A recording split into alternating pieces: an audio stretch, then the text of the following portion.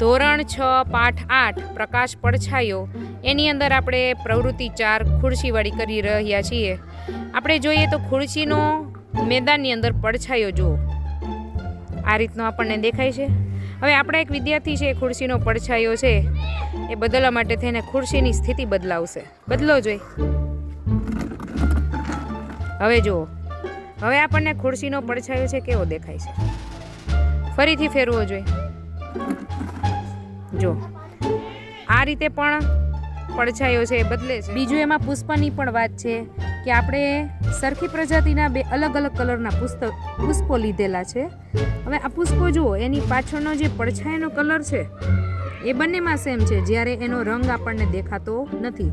રંગ અલગ અલગ હોવા છતાં પણ કોઈ પણ પુષ્પ છે એનો પડછાયો હંમેશા ઘેરો અને કાળા રંગનો જ જોવા મળે છે. આપણા ધોરણ 6ના વિદ્યાર્થીઓ છે એ અલગ અલગ પ્રાણી અને પક્ષીઓના છે એ પડછાયાને બનાવેલા છે, જે આપને આનંદ લેવા માટે ખૂબ જ પ્રેરે છે. તો ચલો આનંદ લઈએ આપણે.